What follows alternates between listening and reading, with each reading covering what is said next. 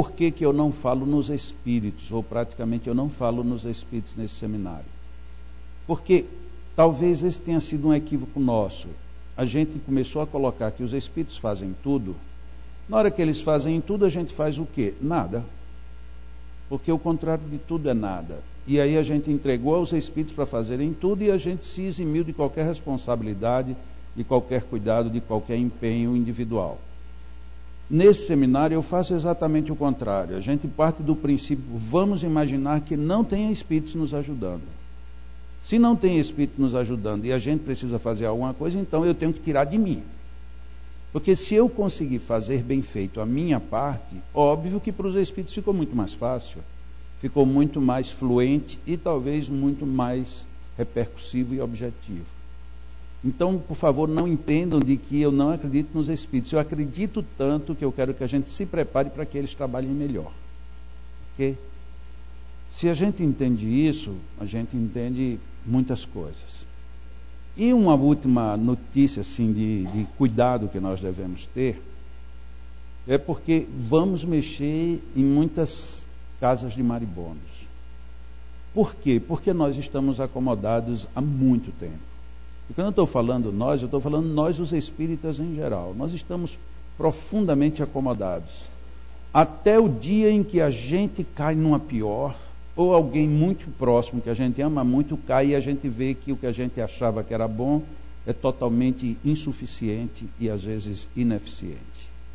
Só que aí a gente já não tem mais tempo para reparar os males ou melhorar a nossa atitude, porque aí já estamos com o caso na mão. Imagina, de repente, você acha que um passe qualquer resolve tudo, aí um filho seu entra numa doença grave. E você agora quer descobrir quem é que vai resolver, porque você não resolve. Mesmo que você já aplique passes há 30, 50 anos, você percebe que deveria ter aprendido alguma coisa a mais. E no nosso meio espírita, a gente foi meio que traído com algumas frases. Uma delas é essa de que os espíritos fazem tudo. Isso é uma traição.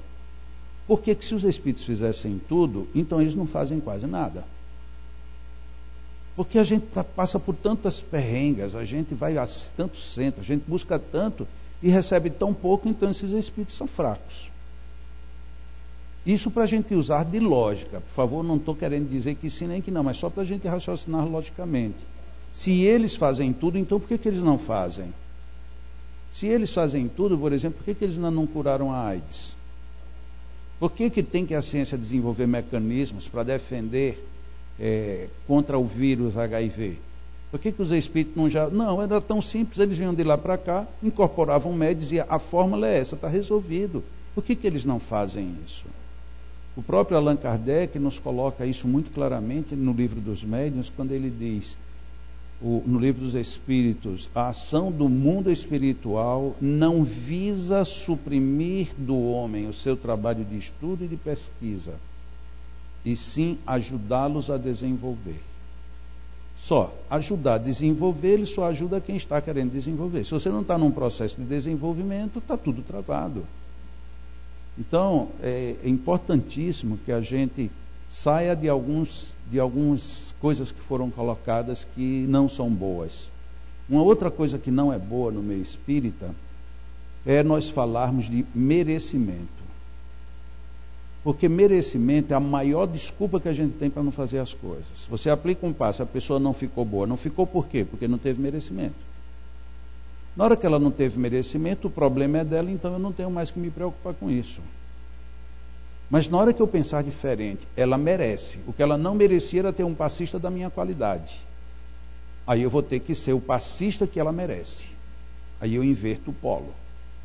Eu preciso estar do outro lado. Eu preciso ser ou o que merece ou o que dá a condição do merecimento. Porque é muito cômodo chegar uma pessoa doente para nós e nós dizermos, não, esse caso aqui não tem jeito, isso é de outra encarnação. Eu costumo colocar perguntas que complicam nossa mente. Se o problema seu agora é de outra encarnação, então para que é que Deus mandou você vir para essa encarnação se não tem jeito? Então Deus está tonto na história. Se Ele lhe mandou com resquícios de uma encarnação para outra, é porque nessa outra você vai ter que encontrar pelo menos melhores caminhos para sair do problema em que você se meteu. E não para você continuar nele. Mas aí a gente pega os argumentos e fica preso a um argumento equivocado. Quantos argumentos equivocados a gente tem? Um outro. Na casa espírita, ela tem a direção, ela tem que tomar atitudes administrativas. É necessário, toda casa tem sua linha administrativa. Mas isso tem que ser claro que isto é uma posição administrativa e não confundir com a própria doutrina. Um exemplo. Muitas casas espíritas dizem: você não pode escolher o passista. Aí alguém pergunta: por quê? Resposta clássica: porque todos os passes são iguais. É verdade isso? Não é, cada passe é diferente um do outro. Então diga: não pode, porque administrativamente a gente definiu que não deve. Acabou. É um problema administrativo. Não diga que é porque os passes são iguais, porque não é isso, é uma mentira. É um argumento falso. Não vou dizer mentira, é um argumento falso. A gente tem medo de assumir a postura. Eu, como dirigente, digo: não pode isso. Mas por quê? Porque eu, como administrador, não permito. Acabou. Se você gosta ou se você não gosta, isso é um problema administrativo. Agora, eu encontrar uma desculpa doutrinária que nem doutrinária é, a gente falseia e leva à descrença das pessoas. Não, mas é assim porque sempre foi. Então, sempre foi errado. Está na hora de corrigir. O problema é que a gente se acomodou, e a acomodação é terrível. Ontem, enquanto conversava com o José, a Vilma e a Renata, nós estávamos falando rapidamente dessa visão, de que uma coisa difícil na nossa vida é abrir a cabeça. A gente pensa que é fácil, mas é muito difícil. Porque na hora que eu digo alguma coisa que contraria, a gente se fecha. Ele disse: agora eu quero ver o que é que ele vai dizer. Já fechou. A gente já não vai ouvir o próximo passo. Enquanto eu começar a falar outro assunto, você ainda está naquele. Então você não aproveitou aquele, nem vai pensar no próximo. E se for para abrir o coração, que aí é que a gente pensa que é fácil, é muito mais difícil. Allan Kardec e os espíritos foram tão inteligentes de um jeito que eles disseram que nós estamos aqui encarnados para o desenvolvimento, vocês lembram do quê? Intelecto moral. Se nós fôssemos dizer isso hoje, nós diríamos que era o desenvolvimento moral e intelectual. A gente inverteria e faria um péssimo negócio. Porque a gente já tentou fazer essa inversão e a gente não consegue. Porque ainda é mais fácil a gente ter um desenvolvimento intelectual e depois vir o moral, do que a gente querer já ter a moral e depois querer aprender como é que isso funciona. Não, mas eu conheço, todo mundo conhece no meio espírita, Chico Xavier, que veio desenvolver a parte só moral. Escuta ele falar. Vê quanta intelectualidade profunda tinha em tudo que ele dizia. Ele era tão profundo que quando ele queria dizer alguma coisa mais forte, ele disse: o Espírito Emmanuel já me ensinou. Para ele não dizer que era dele, para que ninguém percebesse, e por outro lado, para ele não aparentar vaidade. Tudo ele jogava nas costas de Emmanuel, mas tudo que era bom. O que era ruim ele dizia: porque eu sou um cisco. Isso é um nível de intelectualidade lá em cima. Ele já veio preparado porque ele já se preparou anteriormente. E quando a gente estuda o livro dos Espíritos, lá diz: primeiro vem um desenvolvimento intelectual e depois o moral que lhe acompanha, nem sempre de perto. Estamos falando do livro básico da doutrina espírita. Só que a gente vai se esquecendo de tudo isso. A gente quer que as pessoas cheguem na casa espírita, primeiro trabalhem a parte moral, para depois a gente ver o que vai acontecer. E a gente não se dá conta de que isso não funciona. E não funciona não é porque a gente não queira.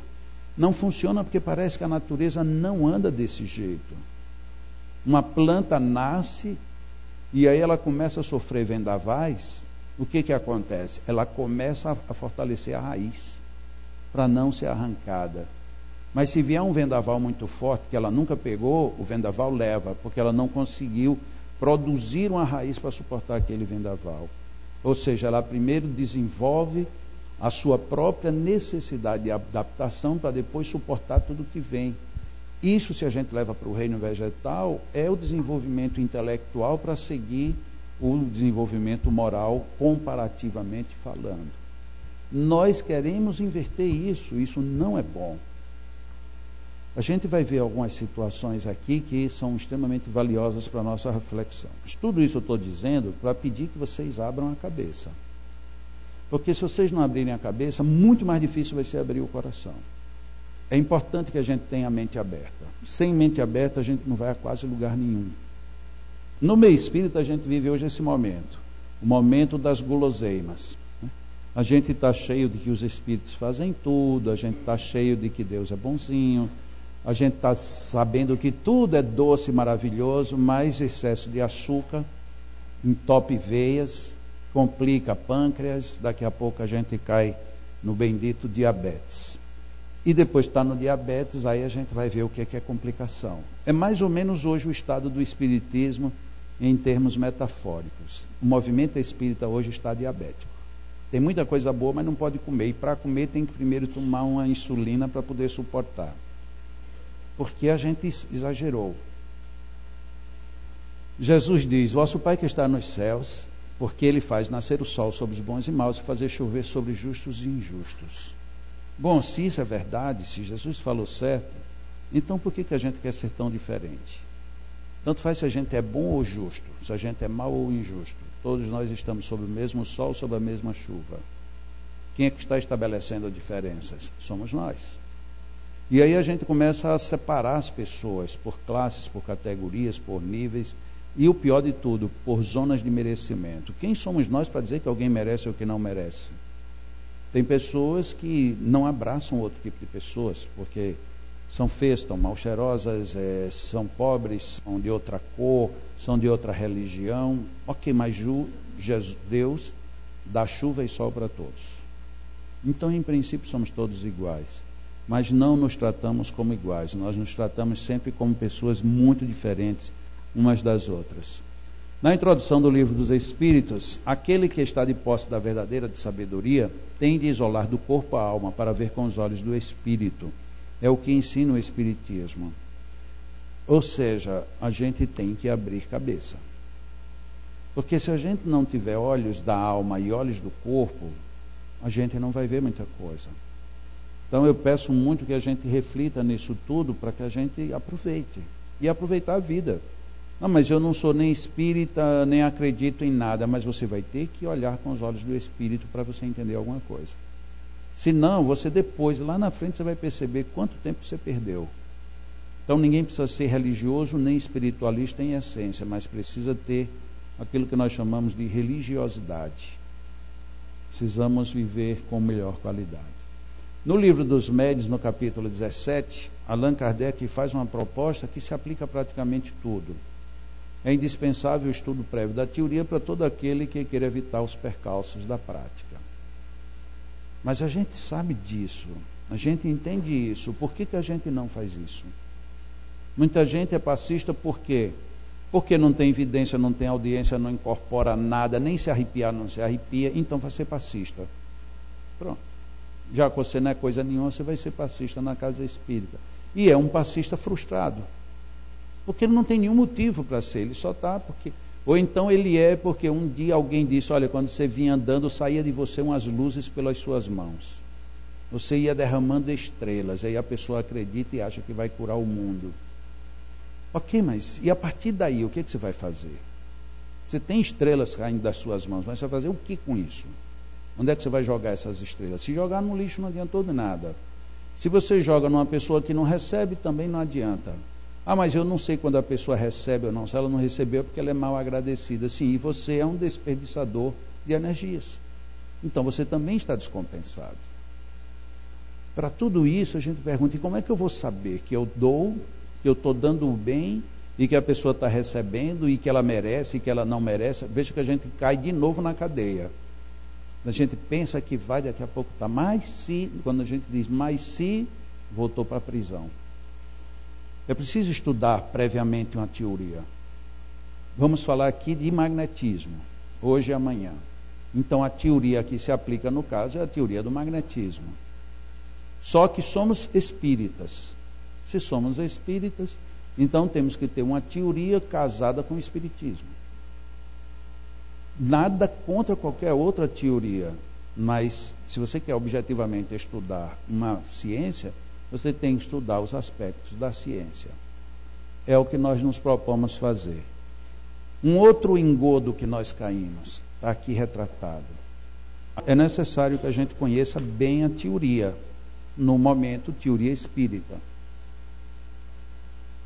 Depois da teoria espírita, já que estamos lidando com magnetismo, aí entramos na teoria agora magnética, propriamente dito. O pai do magnetismo moderno, Mesmer. Nós abandonamos uma grande parte da doutrina espírita quando ficamos só com 5 livros e perdemos basicamente toda a base clássica do magnetismo que estava sempre à disposição da humanidade e os brasileiros nunca quiseram saber, porque nunca tinha sido traduzido. A gente tem, se a gente considera do livro da tradução de Paulo de Figueiredo para cá, a gente tem no máximo 7 anos que nós brasileiros começamos a ter contato com essas obras. É um absurdo. Então nós forjamos a nossa estrutura de passes e de magnetismo em cima do quê? Se não tínhamos tudo que Allan Kardec nos ofereceu, e se não tínhamos o que os magnetizadores ofereceram, então nós montamos uma ciência sem base de ciência. Isso é péssimo. Isso é uma péssima opção a que nós tivemos como espírito. Agora nós vamos fazer uma rápida viagem aqui na obra de Allan Kardec. E eu espero que todo mundo esteja com a cabeça bem aberta para a gente entender Allan Kardec. Eu não quero que ninguém me entenda, vamos entender o cara. Questão 33 do Livro dos Espíritos.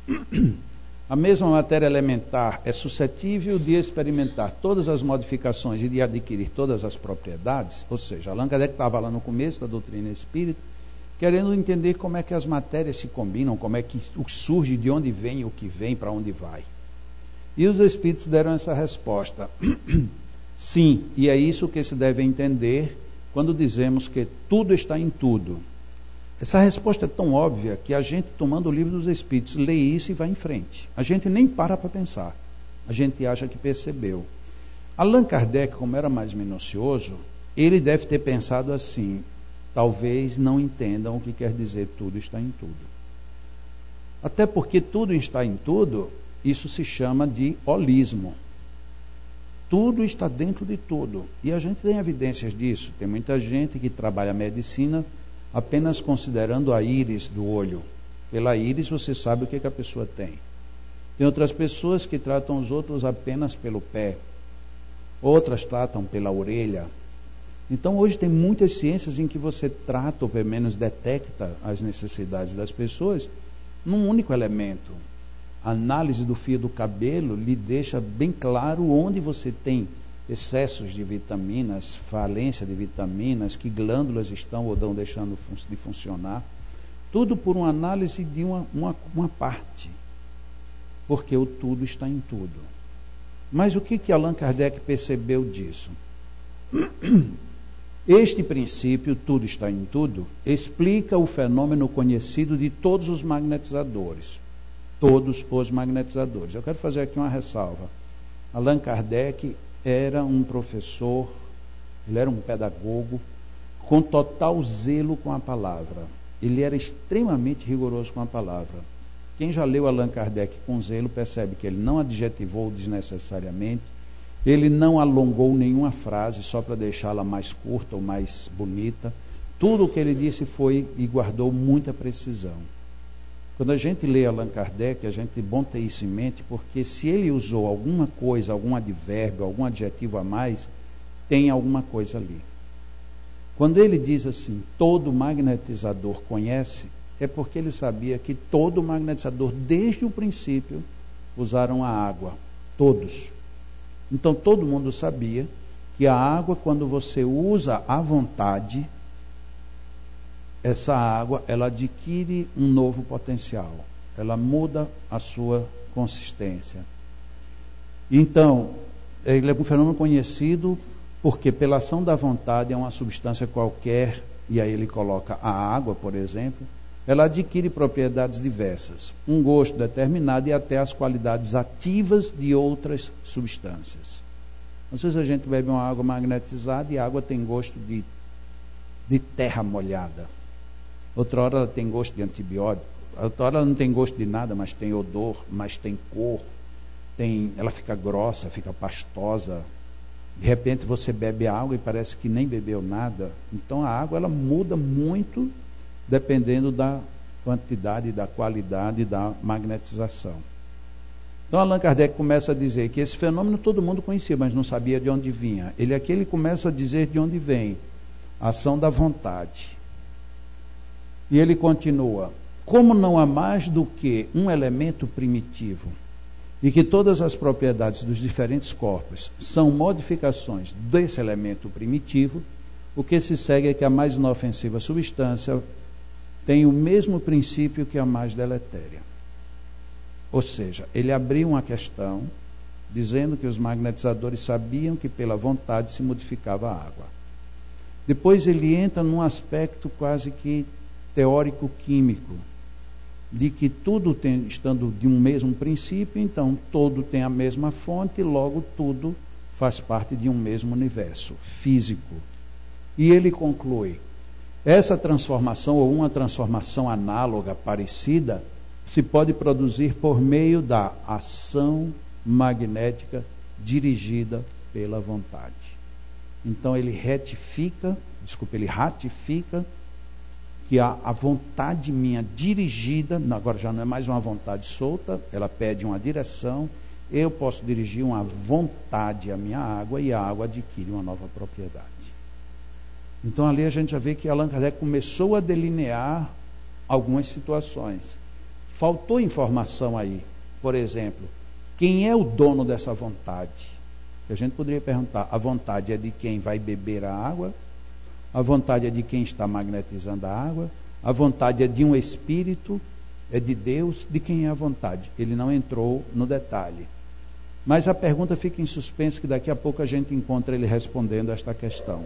Na questão 424, nós vamos aqui ter um confronto com uma opinião bem comum na nossa vivência espírita. Por meio de cuidados dispensados a tempo, podem reatar-se laços, prestes a se desfazerem, e restituir-se à vida um ser que definitivamente morreria se não fosse socorrido. Aqui a gente vê que Allan Kardec não tinha nenhum pudor para falar com os espíritos. Eu acredito que nessa hora os espíritos já tinham dito: não, chegada a hora a gente morre. Mas aí Allan Kardec disse: essa resposta não é boa. Eu quero uma resposta fechada, objetiva. Olha como é que ele arma a pergunta. Por que eu estou insistindo nisso? Porque às vezes a gente precisa prestar atenção em como o contexto está estabelecido, para a gente entender até onde vai chegar. Por meio de cuidados dispensados a tempo, ou seja, então ainda dá tempo de tomar algum cuidado. Então eu vou tomar algum cuidado, vou usar algum meio. Podem reatar-se laços prestes a se desfazerem, ou seja, a pessoa morre, não morre, está ali, está quase indo embora. A gente pode reatar esses laços e, para não ficar dúvida do que ele queria, e restituir à vida um ser que, olha que advérbio violento, definitivamente morreria. Ou seja, ele não deixou margem para os espíritos fugirem da questão. Se ele não fosse socorrido, pode ser isso? Essa foi a pergunta que ele jogou para os espíritos. Eu acredito que esses espíritos devem ter dado uma risada, mas não deixaram o médium receber, porque isso é o tipo da pergunta de que a pessoa que está do outro lado diz: mas olha só onde é que ele foi, ô danadinho, né?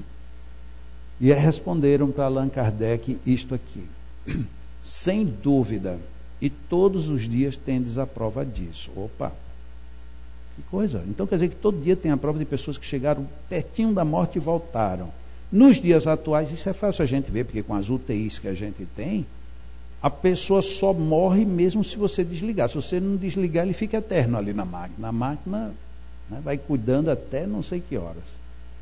Então a gente vê, a pessoa chegou morta na UTI, mas se ligou no aparelho certo, ela vai viver muito tempo. Mas naquela época não tinha isso. Você chegava quase morto, já estava morto. Conta-se inclusive que naquela época um homem chegou no hospital quase morto, e o médico examinou e disse: ele morreu. Nisso o homem abre os olhos e diz: doutor, eu não morri. Aí a mulher manda: cala a boca, que quem entende disso é o médico, né? Então você veja quanto amor tinha naquele casal, né? Um amor exuberante. Isso você não entende. Como é que você vai entender que morreu ou que não morreu? O médico não disse, né? É porque o homem gosta de atrapalhar a vida das pessoas. Se fosse uma mulher, ela sorriria e pronto, ia embora. Ela não discute. Mas o homem não, o homem fica ali querendo discutir que está vivo ainda. Olha, pode um negócio desse? E aí, a explicação dos espíritos. Isso é bom que fique bem claro. Allan Kardec ele perguntou, e os espíritos então disseram: o magnetismo em tais casos constitui muitas vezes, então não são todas as vezes, constitui muitas vezes poderoso meio de ação, porque restitui ao corpo o fluido vital que lhe falta para manter o funcionamento dos órgãos. Espera aí, tem alguma coisa errada, não tem? Porque a gente, quando está na casa espírita, que aí ouve falar de moratória. O que é a moratória? A moratória é você morre e não morre, e aí os espíritos dão para você viver mais 2 anos, mais 5 anos, mais 10 anos de moratória. Quem é que dá? Os espíritos. Não é assim que a gente aprende? Aí Allan Kardec recebe 12 espíritos dizendo que quem dá é o magnetizador. Não são os espíritos. Que coisa estranha. E por que é o magnetizador? Porque alguém pode querer ser precioso e dizer assim, mas ele não disse o magnetizador, ele disse o magnetismo. Mas na expressão tem que restitui o fluido vital. Espírito desencarnado não tem fluido vital. Então, se alguém restitui o fluido vital, é quem está encarnado. Mas a gente não lê isso. A gente diz que são os espíritos. Não, mas você quer dizer então que não são os espíritos que ajudam? Ah, que ajudam sim. Que eles podem fazer com que alguém que tenha magnetismo vá lá fazer a visita e ajude? Sim. Que os espíritos podem conduzir os fluidos? Sim. Agora, quem dá o fluido é um encarnado. Então, quem dá vida a quem está morrendo é alguém que está com vida física. E aí a gente já começa a perceber que há uma diferença entre o que a gente diz e o que a gente lê. Allan Kardec diz uma coisa, a gente lê outra. A gente tem uma leitura esquisita. Arrogância. Olha que coisa engraçada. Você vai receber um passe, se sente bem. Você estava com um tumor, não sabia nem ainda se era ou se não era uma coisa pior. A pessoa fez um trabalho magnético com você em algumas sessões e tal. Depois você vai fazer um exame. Quando vai fazer o exame, aí tira lá o exame e não tem nada mais. O tumor desapareceu. Aí a pessoa chega para você, olha, muito obrigado, você tirou meu tumor. Aí a pessoa, não fui eu. Foram os espíritos. Vocês já perceberam que a gente fica tudo com um beijo assim, nessas horas? É para mostrar que é humilde. Ai, quem sou eu? Eu não faço nada. Aí a gente acha que isso é lindo. Mas agora você vai a um médico. O médico lhe passa uns remédios, uns exames, e você fica melhor. Ah, doutor, muito obrigado. Ah, de nada, que bom que você ficou bem. Ele fica super satisfeito com isso. E a gente acha que ele está bom. Porque se você for no médico e ele disser, ah, doutor, muito obrigado por o senhor ter me curado. Ah, eu mesmo não curei não, meu filho, eu não fiz nada. Nossa, eu não volto nunca mais para esse cara. Porque ele tem que saber o que ele está fazendo. Um curador, vou colocar aqui o nome bem genérico, ele tem que saber o que ele está fazendo.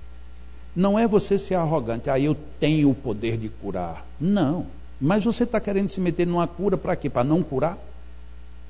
Afinal, quando você quer curar ou não quer? Não, eu não sei, seja a vontade de Deus. Questão 483, essa é uma questão gravíssima.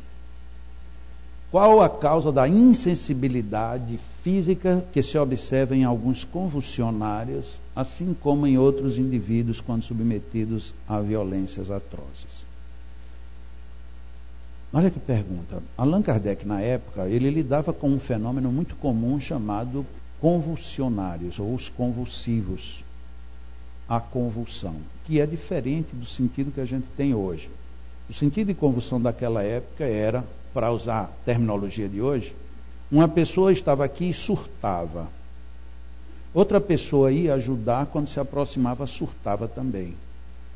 O outro chegava, surtava, e aí começava todo mundo a entrar em surto, que era chamado de convulsão. Esses surtos, muitas vezes as pessoas começavam a se debater, caíam, se jogavam e se feriam de forma, às vezes, muito violentas. Conta-se que teve casos de pessoas ter fraturas expostas e não sentir absolutamente nada de dor. Era muito comum você bater com a cabeça em quinas, ferir, ter problemas de fraturas no crânio, coisas gravíssimas. E a pessoa não sentia nada. E não era uma nem duas. Normalmente, quando dava um fenômeno de convulsão, Allan Kardec trata demoradamente na Revista Espírita, chamados os convulsionários de Saint-Médard, que era um cemitério que tinha na França, em que tinha um determinado túmulo e quem se aproximava dele surtava. E muita gente zombava: eu quero ver o que acontece comigo. Chegava lá, entrava e surtava do mesmo jeito. Então era um fenômeno chamado de convulsivo. E Allan Kardec, observando que muita gente sofria muito, mas não sentia nenhuma dor, ele perguntou de onde vinha essa insensibilidade. E a resposta dos espíritos é essa aqui. Em alguns, portanto não em todos, é exclusivamente efeito do magnetismo, que atua sobre o sistema nervoso do mesmo modo que certas substâncias. Quando nós queremos estudar, e se a gente está estudando o Espiritismo como ciência, a gente tem que ver nas linhas e nas entrelinhas. Isso aqui é uma grande teoria dos espíritos. Qual é a teoria que está expressa aí? De que o magnetismo atua no sistema nervoso. Atua como? Como certas substâncias. Então tem substâncias que suprimem a dor, tem substâncias que eliminam infecções, inflamações e por aí afora. Então os espíritos estavam dizendo que nós podemos, a exemplo dos convulsionários, atuar magneticamente da mesma forma que certas substâncias. O que foi que a gente fez dessa resposta? Nada. Nós desprezamos essa colocação. Hoje, qual é o grande dilema da medicina como um todo? Tem dois dilemas. Um deles se chama doenças associadas ao sistema nervoso. Principalmente escleroses, Alzheimer, Parkinson. Ainda são incógnitas. Já existem, e olha que tem muita pesquisa, tem muitos interesses envolvendo essas enfermidades, mas elas ainda estão à espera de soluções melhores. O outro grande grupo são as enfermidades associadas ao sistema imunológico. Quando a gente tem uma enfermidade que não se consegue solução nenhuma, logo a gente qualifica de autoimune. Por que autoimune? Porque elas têm um mecanismo imunológico que, ao seu bel prazer, faz e desfaz na hora que quer. E a gente não consegue alcançá-lo. Quando se faz uma associação com a psicologia, a gente entende que várias têm associações de cunho emocional. E, se quisermos usar a nossa linguagem, de cunho espiritual. Mas não há consenso, nem há regras para se lidar com as chamadas enfermidades autoimunes, ou as síndromes aí associadas. Se a gente tomasse por princípio de que nós poderíamos atuar no sistema nervoso, era muito provável que o magnetismo tivesse servido para dar um norte para a ciência. Porque se eu consigo atuar no sistema nervoso, eu consigo afetar determinadas enfermidades associadas ao sistema nervoso. Por exemplo, ontem eu falei da esclerose lateral amiotrófica, que nós já temos, quando eu digo nós, não necessariamente o nosso grupo, mas nós, os magnetizadores. Os magnetizadores atuais já têm mais vantagens do que todo o avanço da medicina nessa área. Por quê? Porque já tivemos pacientes que já não falavam, já não moviam braços nem pernas, e simplesmente voltaram a falar com dificuldade, mas voltaram, e voltaram, teve um que voltou a andar de muletas, depois das pernas terem praticamente parado. Isso, para quem está na situação, sabe que é algo extremamente extremamente valioso. Para quem anda, talvez sequer não tenha nem como avaliar o que é você voltar a andar, ainda voltar a andar de muleta. O magnetismo está avançando bem, lógico que não na velocidade que a gente gostaria, porque somos poucos os que já estão investigando. Mas nos últimos 3 encontros mundiais de magnetizadores, já vimos debatendo as questões associadas às enfermidades neurodegenerativas. Apesar da gente estar ainda com um magnetismo muito incipiente, já existem núcleos se dedicando a aprofundar experiências em áreas extremamente delicadas como essas. Baseados em quê? Baseados em que o magnetismo pode atuar no sistema nervoso. Se você acredita, você investiga. Só que não é uma investigação que você vai fazer 2 passos e no terceiro já está com uma regra definitiva. São enfermidades extremamente complexas, que pedem habilidades dos próprios magnetizadores, pedem pesquisa, pedem tempo, pedem ousadia. Às vezes você está vindo com a terapia que está funcionando mais ou menos, mas você percebe que ao longo do tempo vai ser muito lento. E como você não tem todos os pacientes à sua disposição, você vai ter que mudar a linha. Então você vai submeter seu paciente a uma situação que pode ser de erro. Então hoje a gente tem uma situação muito delicada de avanço, mas estamos avançando assim mesmo. Já tivemos casos de Parkinson, em que não houve uma regressão, mas houve um completo estacionamento, e o paciente já tinha entrado no Parkinson, e viveu, depois que começou a terapia, viveu parece que 14 anos, sem o Parkinson nunca adiantar, não evoluir em absolutamente nada, nem o paciente tomar nenhum medicamento para isso. No último encontro, que foi agora em maio, em Curitiba, o pessoal da Flórida trouxe em vídeo a experiência que fizeram com um americano, norte-americano, não espírita, que tinha um Parkinson muito avançado.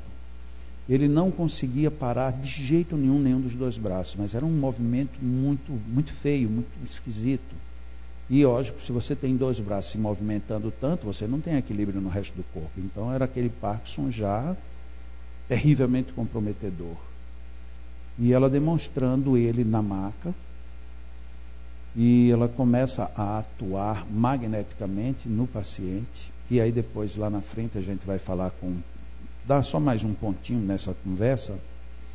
E você vê depois de uns 5 minutos da aplicação do passe, os movimentos vão diminuindo, chega ao ponto de cessar, a tal ponto que ela pede que ele levante o braço, e ele levanta o braço, deixa o braço pendente aqui, deixa o braço quase tocando no corpo, mas sem tocar, e o homem faz todos os movimentos e o braço não movimenta, não tem um mínimo tremor, sem ingestão de qualquer medicamento, sem nada.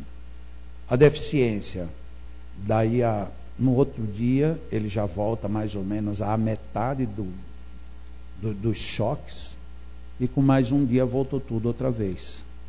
Mas se você já descobre que tem um mecanismo, você pode depois desenvolver para que esse mecanismo agora ele seja mais prolongado.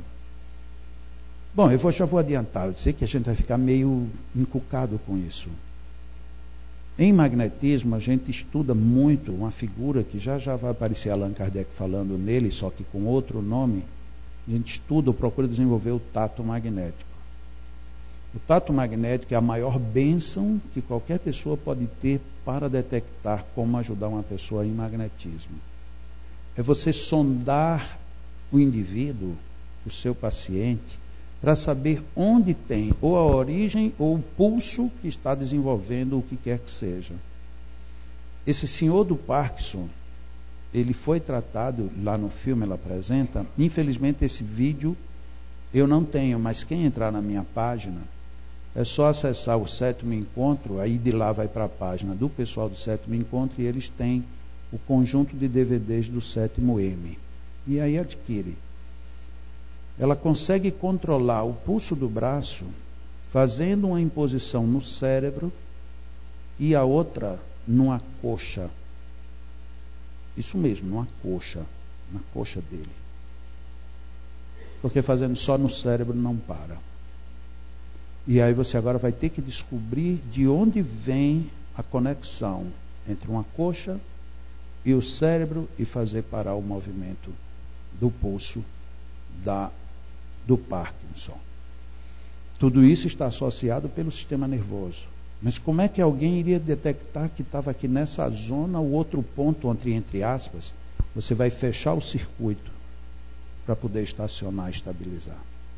Então o magnetismo ele lhe oferece agora um arsenal totalmente novo, em que a medicina nem ao menos percebe, porque ela não está investigando isso. No caso ontem que eu falei da depressão, o centro esplênico como sendo o grande responsável. Pela medicina você não vai chegar aqui nunca, porque ela vai pegar o efeito, a causa localizada do problema.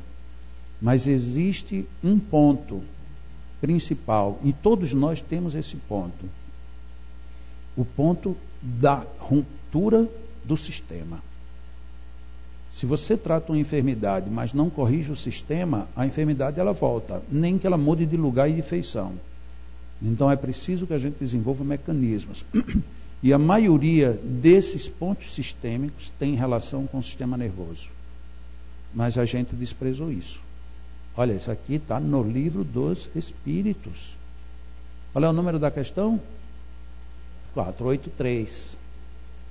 Por que eu sei? Porque é a terceira.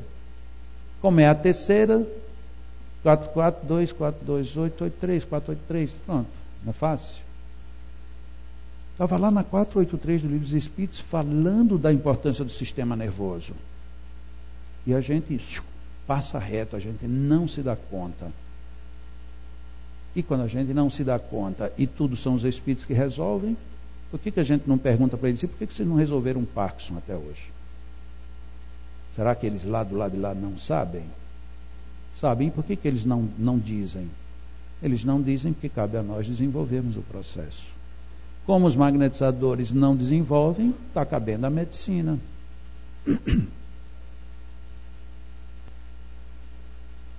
A nossa instituição é uma instituição que cuida de idosos. Nós temos 45 idosos internos. E idoso é quase que sinônimo de Alzheimer. E os nossos idosos, eles são todos frutos de abandonos praticamente. Muitos deles foram pedintes a vida inteira. Então nunca tiveram favores de ninguém. Moram lá hoje com a gente. Lá a gente vê que os que chegam ao Alzheimer, chegam. Mas você não vê ninguém de Alzheimer lá nas crises que a gente vê as pessoas de Alzheimer fora. Porque recebem 2 passes magnéticos por semana. E quando por acaso precisa de uma crise, vai um magnetizador lá, vai uma equipe e assiste. Faz uma diferença brutal. Às vezes chegam pacientes lá já numa situação lamentável. 6 meses depois chega alguém para visitar e diz assim, mas não parece a mesma pessoa. Porque depois de 6 meses, um idoso com Alzheimer, ele estaria muito pior. E de repente não está. De repente está mais sociável. Mas ainda é uma incógnita. Ainda estamos caminhando lentamente. Mas uma hora dessas, a gente chega lá. Aí a gente pensa assim, lá em casa tem um portador de Alzheimer. Onde é que eu vou curar o meu doente, o meu ente querido? Não temos. Por quê? Porque faz 150 anos que a gente está com isso parado. Se a gente viesse estudando isso há 150 anos, talvez hoje a gente já tivesse a resposta para algumas enfermidades. É a 555, que é fácil também de gravar. E Allan Kardec então perguntou aos espíritos que sentido se deve dar ao qualificativo de feiticeiros. E os espíritos responderam: aqueles a quem chamais feiticeiros são pessoas que, quando de boa fé, eu sou um indivíduo de boa fé, garanto a vocês que sou. E eles gozam de certas faculdades, como sejam a força magnética, eu tenho, porque eu sou magnetizador. Ou seja, Allan Kardec se diz um ou outro. Ou a dupla vista, eu tenho dupla vista também. Então eu sou um homem de boa fé. Eu tenho força magnética e eu tenho dupla vista. Logo eu sou um feiticeiro espírita. Definição dos espíritos para Allan Kardec. Mas a gente não fixa isso, porque até o nosso cérebro nos trai, né? A gente sempre ouviu falar de feiticeiro como coisa ruim, Se você diz que é feiticeiro e diz que é de acordo com a questão 555, a pessoa vai lá, lê e diz, não, mas não é. Mas não é. A gente rejeita. Ok, depois que Allan Kardec recebe essa resposta, ele adita este comentário.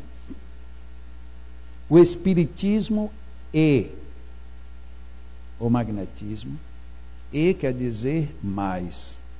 Ou seja, o espiritismo mais o magnetismo nos dão a chave de uma imensidade de fenômenos sobre os quais a ignorância teceu um sem número de fábulas em que os fatos se apresentam exagerados pela imaginação. Imagina como Allan Kardec pegou pesado. Já disse que é a ignorância, que a gente usou de fábulas e ainda por cima exagerados pela imaginação. E continua. O conhecimento lúcido dessas duas ciências. Certo? As duas ciências.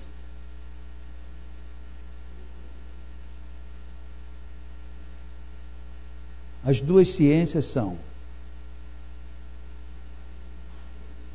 A gente ainda não se convenceu. Por que será? O conhecimento lúcido dessas duas ciências.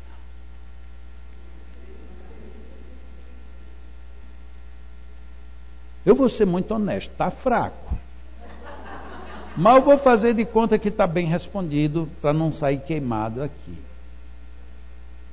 O espiritismo e o magnetismo. Porque se a gente não percebe, depois vai dizer, não, mas não foi bem isso que ele quis dizer. Foi exatamente isso que ele disse. Ele não quis dizer não, ele disse. O conhecimento lúcido do espiritismo e do magnetismo, que agora aqui vai complicar. Vou ter que alguém mexa ali, porque aqui ele não vai voltar. Eu vou aqui, só um minutinho.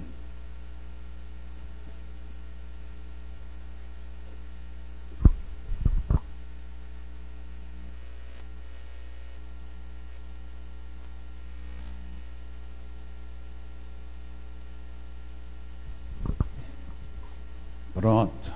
O conhecimento lúcido dessas duas ciências, que, a bem dizer, formam uma única. Nossa, Allan Kardec então disse que ciência espírita e ciência magnetismo são uma só ciência. Portanto, não sou eu quem disse. Eu reafirmo também. Eu acho que são, mas a gente não presta atenção nisso. Mostrando a realidade das coisas e suas verdadeiras causas, constitui o melhor preservativo contra o quê? As ideias supersticiosas. Porque revela o que é possível e o que é impossível, o que está nas leis da natureza e o que não passa de ridícula crendice. Olha que Allan Kardec deu uma puxada forte. Diz que espiritismo e magnetismo são uma só ciência, que a gente precisa conhecer as duas lucidamente, e a gente não tem feito isso, porque só essas duas ciências podem quebrar, inclusive, com as ridículas crendices que nós temos.